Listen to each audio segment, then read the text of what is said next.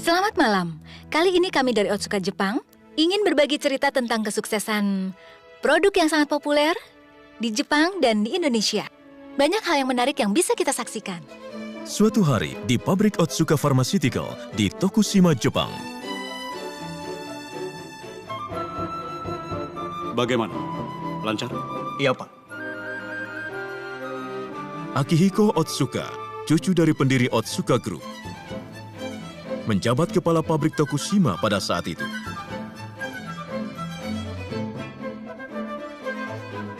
Ayah Akihiko, yaitu Masahito Otsuka, adalah seorang pimpinan perusahaan yang karismatik dan telah menciptakan berbagai produk terkenal seperti obat oles Oro 9H atau minuman Oronamin C, sehingga perusahaan menjadi sangat maju. Saya pun pasti akan menciptakan produk yang belum pernah ada. Akihiko punya tekad untuk mengembangkan produk yang dapat menjadi pilar perusahaan dengan tangannya sendiri. Ya, kalau begitu tolong ya. Maaf, Pak. Oh, Pak Harima, ada apa? Rokuro Harima, penanggung jawab pengembangan minuman. Pria ini dijuluki ahli rasa di perusahaannya dan juga yang menentukan rasa Oronamin C. Maaf, Pak. Ini sebenarnya... Bukankah ini cairan infus produk kita, iya kan? Bagaimana kalau cairan infus dijadikan minuman, Pak? Minuman cairan infus? Iya. Maksud Pak Harima? Begini, Pak. Saya pernah ke Meksiko beberapa waktu yang lalu dan saya mendapatkan pengalaman yang mengkhawatirkan. Harima mengunjungi Meksiko untuk survei buah-buahan tropis dalam rangka pengembangan minuman terbaru. Tetapi, Harima mengalami diare parah karena situasi pengadaan air bersih setempat cukup buruk. Dia terpaksa diopnam di sebuah rumah sakit kecil yang fasilitas medisnya terbatas.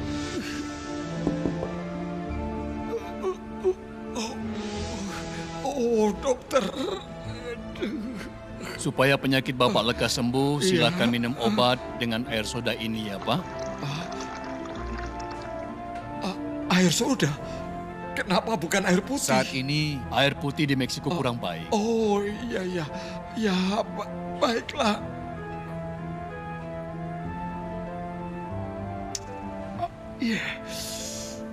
Baiklah Pak, akan saya jelaskan. Air dan zat gizi tubuh berkurang secara drastis karena diare. Kalau tidak menambah kadar air tubuh, akan terjadi dehidrasi atau kekurangan cairan. Meskipun hal ini sudah kita lakukan, nantinya kita juga harus menambah gizi. Oh, ya. Kalau saja ada fasilitas infus di rumah sakit ini, masalahnya sudah selesai. Pak Harima yang berpikiran seperti itu, tiba-tiba teringat kembali sebuah peristiwa.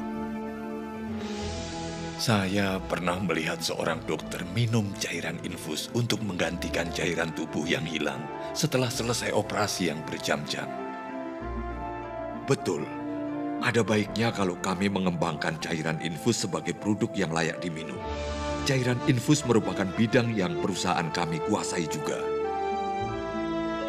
Dalam bidang cairan infus untuk penggunaan di rumah sakit, Otsuka Pharmaceutical menguasai pasar domestik.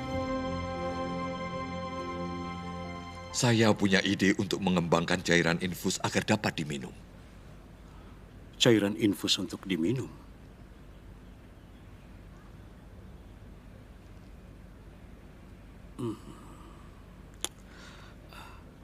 Mungkin saat ini belum waktunya, Pak Harima.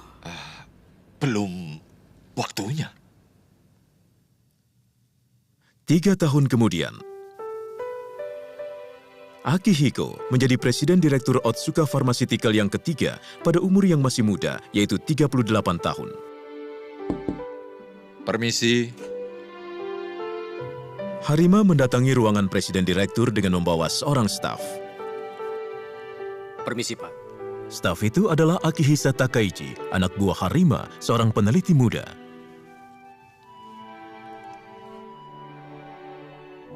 Saya panggil Anda berdua karena ada permintaan. Iya, Pak. Iya, Pak. Pak Harima, Anda pernah berkeinginan untuk mengembangkan minuman cairan infus, bukan? Benar, Pak. Saya kira sekaranglah saatnya. Saya dengar belakangan ini banyak orang senang berjoging. Itu buktinya kepedulian akan kesehatan makin meningkat. Pada saat itu, olahraga jogging sedang menjadi tren di masyarakat. Dan peralatan seperti alat olahraga lari sangat laris. Maksud Bapak, mengubah rasa cairan infus supaya enak diminum? Tidak. Sebenarnya, Saya ingin menciptakan minuman kesehatan. Minuman kesehatan? kalau berkeringat, elektrolit seperti ion natrium atau ion kalium ikut keluar dari tubuh bersama air. Saya ingin menciptakan minuman yang komposisinya sama dengan keringat sehingga menambah elektrolitnya. Oh, begitu ya. Lalu, konsep rasa pun disampaikan secara jelas. Rasa yang tidak membosankan. Walaupun diminum setiap hari, harus terasa enak di tenggorokan. Enak di tenggorokan. Minuman kesehatan. Kata-kata di Ruth menarik juga ya. Tapi enak di tenggorokan itu seperti apa ya, Pak? Takaichi, itulah tugasmu walau akan memakan waktu yang lama. Hah? Saya serahkan pengembangannya kepada kamu. Kepada saya? Iya, lakukan seperti yang kamu mau. Ya, baiklah, Pak.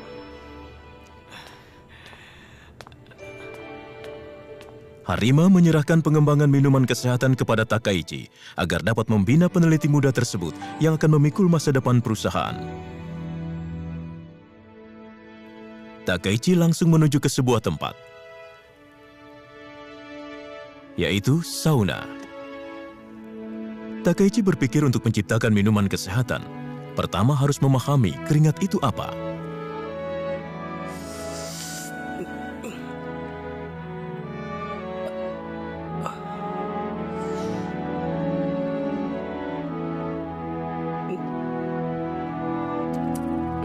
Asin banget. Lalu Takaichi berjalan-jalan di sekitar perusahaan dan mengambil sampel keringat yang merembes dari kulit. Takaichi mengadakan analisa tentang komposisi dua keringat yang diambil di sauna dan saat berjalan-jalan.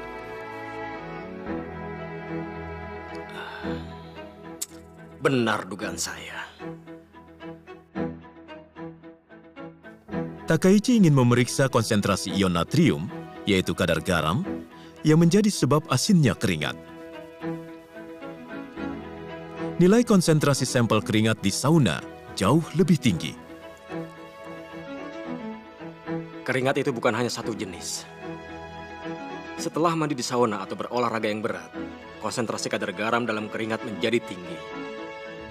Sedangkan konsentrasi kadar garam dalam keringat sehari-hari rendah.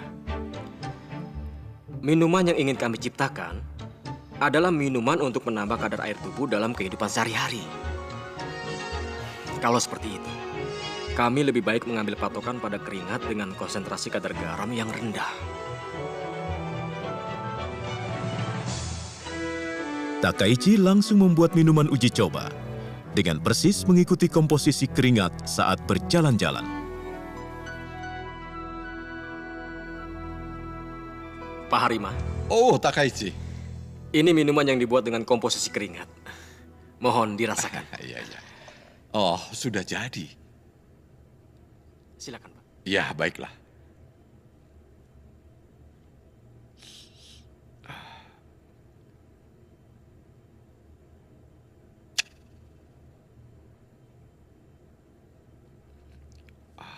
Rasanya pahit. Susah sekali untuk ditelan. Tapi, walaupun rasanya pahit, kalau memang baik untuk kesehatan, bukankah orang-orang mau meminumnya? Dalam komposisi keringat, selain zat ion natrium yang menimbulkan rasa asin, terkandung juga zat kalium atau magnesium yang menimbulkan rasa pahit. Rasa pahit seperti ini tidak bermasalah kalau diminum sebagai obat. Tetapi, apa yang ingin kami ciptakan ini adalah minuman ringan. Jadi, jangan lupakan itu. Harima, seorang ahli rasa yang dapat langsung menilai akan diterima atau tidaknya oleh konsumen, walaupun hanya secicipan. Meyakinkan beliau bukanlah hal yang gampang.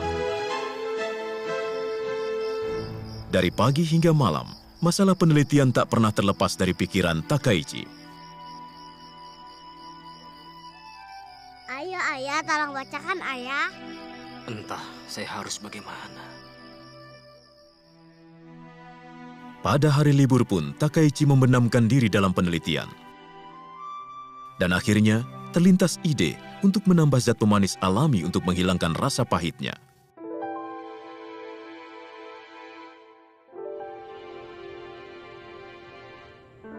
Bagaimana, Pak? Pahitnya memang berkurang.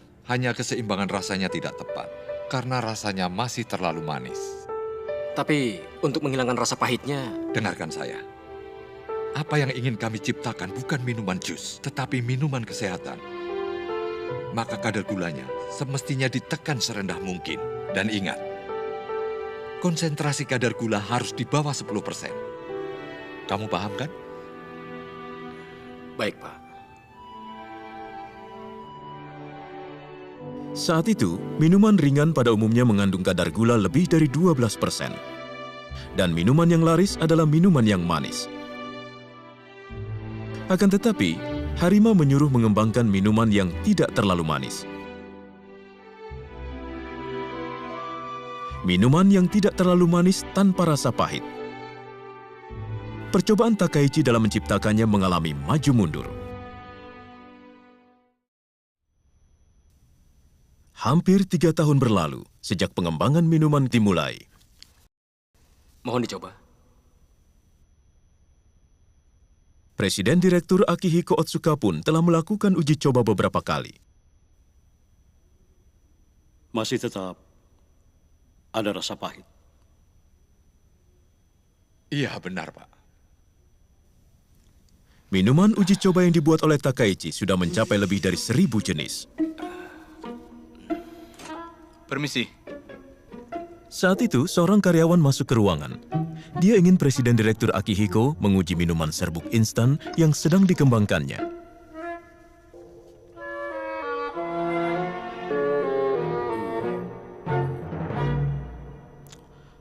Minuman ini juga masih... Minuman sangat ini jauh juga masih sangat jauh dari sempurna. Lalu kemudian...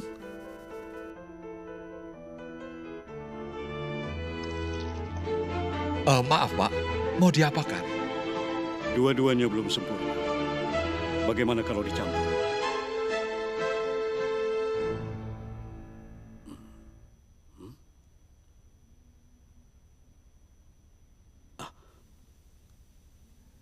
Ini baru enak.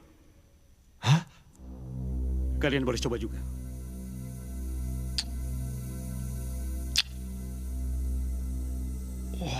Benar. Sekarang rasa pahitnya hilang. Minuman serbuk instan ini rasa apa? Minuman serbuk instan rasa jeruk. Oh, begitu. Mungkin rasa pahit yang khas dari jeruk dapat menutupi rasa pahit yang tidak enak. Begitu ya. Berkat apa yang dilakukan Presiden Direktur Akihiko yang tak terduga, pengembangan minuman kesehatan maju 1 langkah. Kok baru pulang? Ada apa? Kenapa beli buah sebanyak itu? Tidak apa-apa. Tolong siapkan pisau, papan potong, dan juga gelas baik mungkin ya. Iya, baik. Buah-buahan yang lebih cocok itu apa? Kita mulai. Takaichi membeli beberapa jenis jeruk dan mencampurnya dengan minuman kesehatan, lalu dicoba minum.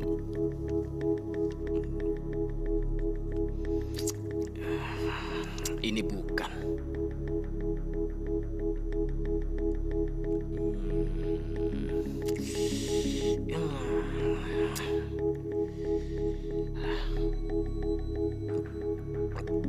Ini juga bukan.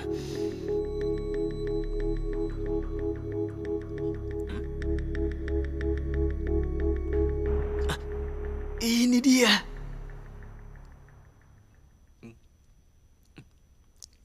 Salah satu jenis jeruk menunjukkan efek luar biasa untuk menutupi rasa pahit. Buah apa itu sebenarnya? Hal itu merupakan rahasia perusahaan Otsuka Pharmaceutical sampai sekarang. Takaichi semakin mendalami penelitiannya hingga akhirnya berhasil membuat minuman dengan konsentrasi kadar gula di bawah 10%. Takaichi menyeleksi 2 jenis minuman untuk uji coba pada tahap akhir. Yang ini dengan konsentrasi kadar gula 6,2%, sedangkan yang ini adalah 7%. Untuk memperoleh tanggapan yang objektif, Harima menyuruh peneliti-peneliti lain untuk ikut mencobanya. Terus terang, saya merasa lebih enak yang konsentrasi kadar gula 7%. Betul. Yang lebih encer terasa kurang sesuatu, Pak. Para peneliti menyukai yang manis secara mutlak. Namun Harima, ahli rasa, punya suatu ide.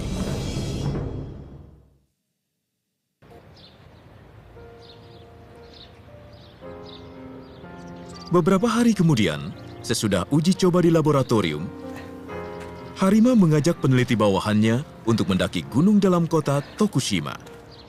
Pak, kenapa tiba-tiba kita mendaki gunung? Tidak usah banyak tanya, pokoknya ikut saja.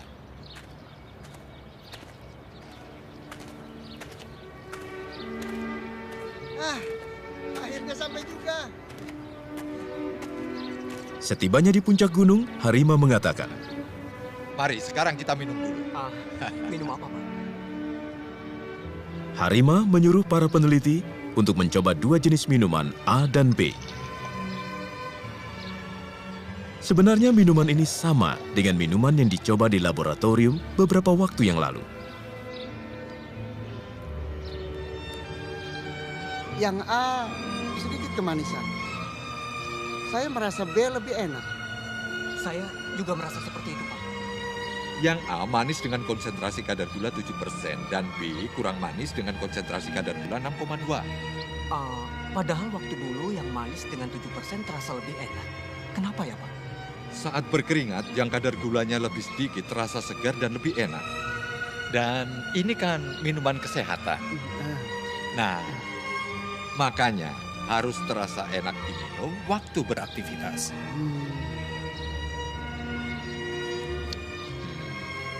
Ini dia.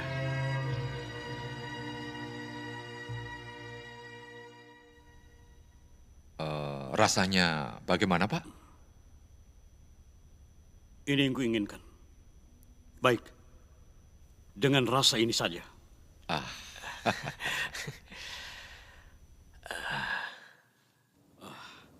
Hari ini, saya ingin mengajak Anda untuk mencoba minuman baru yang kami kembangkan.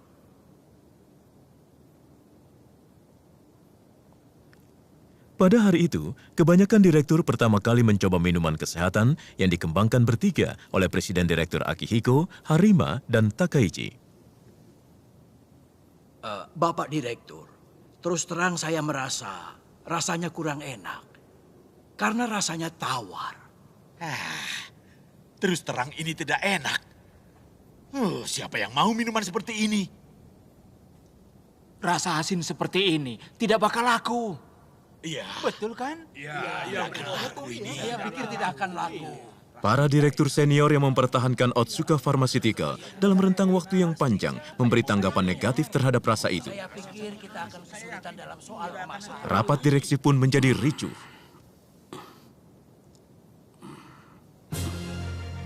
Lalu kemudian, saya mengerti tanggapan Anda. Tetapi Anda saat ini meminumnya di ruangan rapat. Cobalah meminumnya setelah berkeringat. Dan dipersilahkan minum berulang kali. Dengan demikian, Anda baru akan mengerti hebatnya produk ini. Saya putuskan perusahaan kita akan menjual minuman ini. yakin pada kepekaan rasa dirinya dan Harima, akhirnya penjualan minuman diputuskan.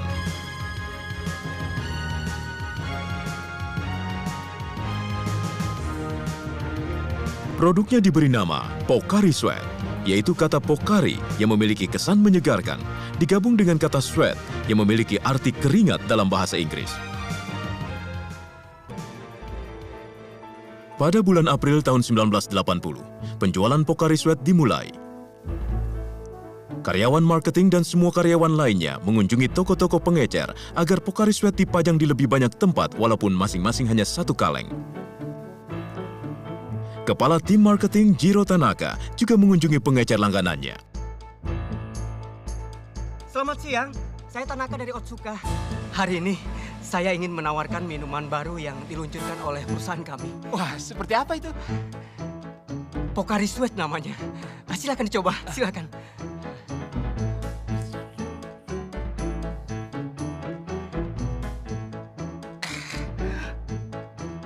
Ini tidak enak. Kalau begini, tidak bakal laku. Tolong jangan berkata begitu. Tolong dipajang 2 atau 3 kaleng saja. Tidak apa-apalah untuk percobaan. Tidak, saya yakin ini tidak laku. Rasanya tanggung, asin tidak, manis juga tidak. Saya bingung bagaimana cara menawarkan kepada konsumen. Oh, begitu ya. Begitu juga di toko pengecer lain. Kalau rasanya seperti ini, tidak akan laku. Nggak manis. Maaf ya. Untuk mencoba menawarkan kepada konsumen secara langsung, dibukalah kios di berbagai event dan menjualnya dengan harga Rp10.000. Tetapi... Aduh, minuman apa ini? Benar, rasanya aneh, nggak jelas. Masa minuman kayak gini suruh bayar? Maafkan kami.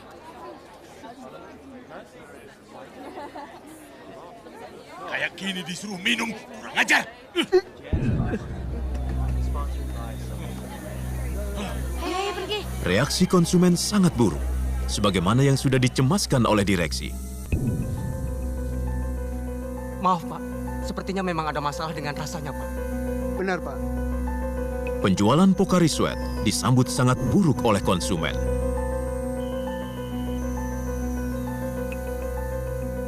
Pak Direktur.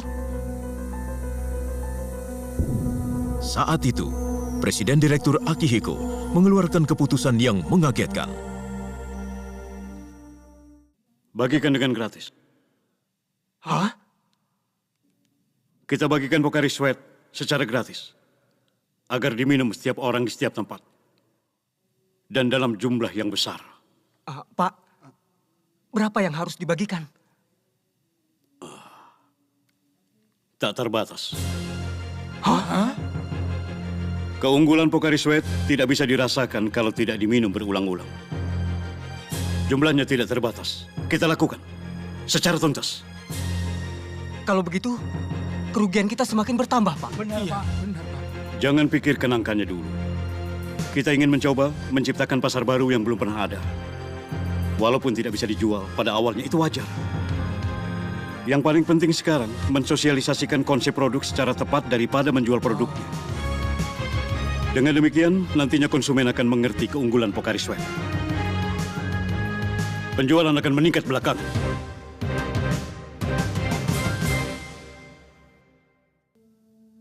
Pocari Sweat terasa paling enak saat berkeringat. Yang paling cocok untuk membagikan ini. Para staf marketing saling mengajukan ide di mana tempat paling efektif untuk membagikan produknya. Oh iya, setuju. Bagus, benar. Dengan demikian dimulailah operasi pembagian gratis Pocari Sweat secara besar-besaran di seluruh Jepang. Tanaka, kepala tim marketing, menuju ke lapangan baseball. Hei! Mari sebentar! Ayo berkumpul!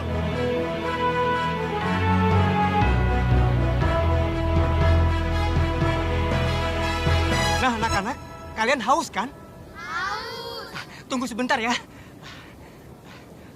Nah, ini, silakan minum. Dingin dan enak. Nah, ini, silakan. Ini untukmu, ini untukmu.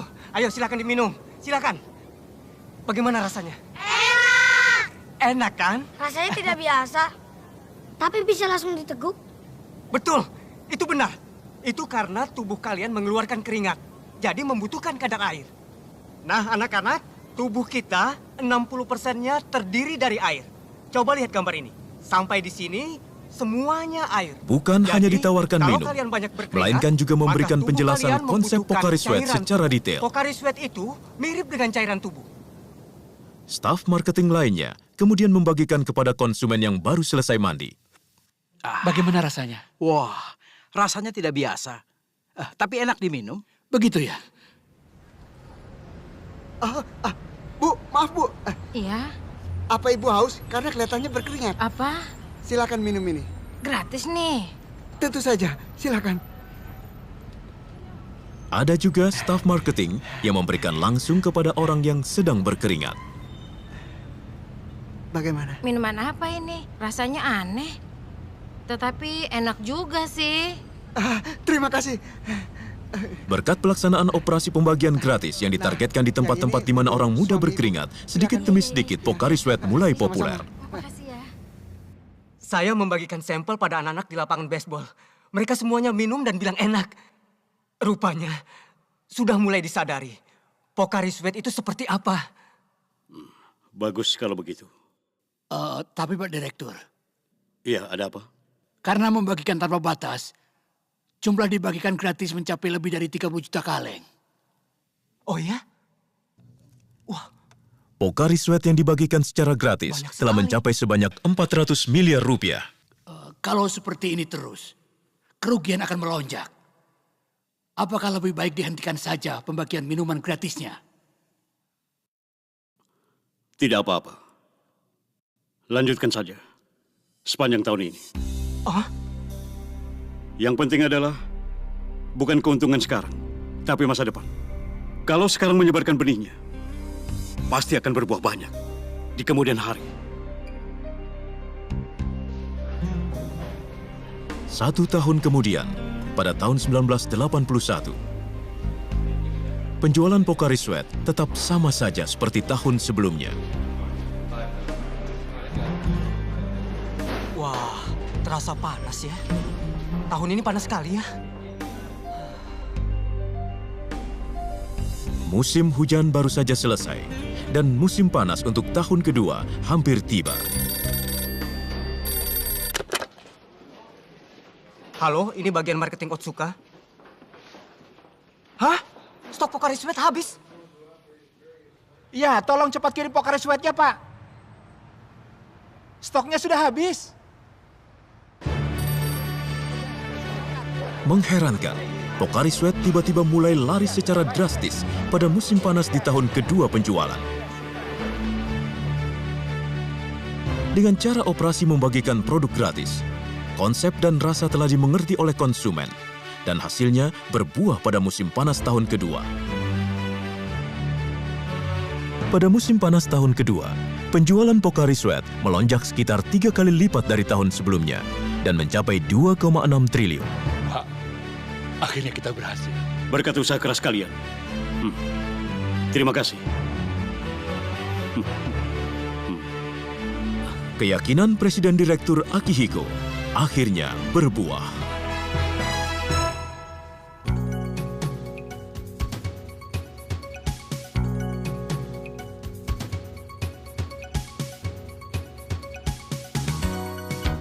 Di Indonesia dikenal ada bulan Ramadan dan diadakan yang namanya aktivitas promosi saat Ramadan. Orang-orang yang beragama Islam pada bulan Ramadan tidak boleh makan dan minum dari subuh sampai maghrib.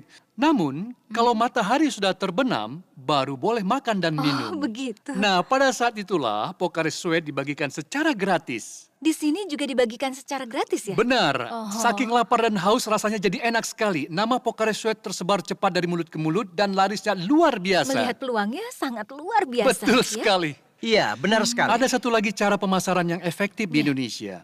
Cukup banyak orang yang tertular demam berdarah, penyakit tropis, dan diopname di rumah sakit. Iya, benar sekali. Lalu pembagian gratis diadakan di rumah sakit. Seperti itulah. Memang pembagiannya pun secara strategis. Iya. Dan telah dipikirkan di mana sebaiknya dibagikan, agar keunggulan produk manfaatnya paling bisa dirasakan. Pemirsa, itulah kisah sukses perjuangan Pocari Sweat. Sampai jumpa.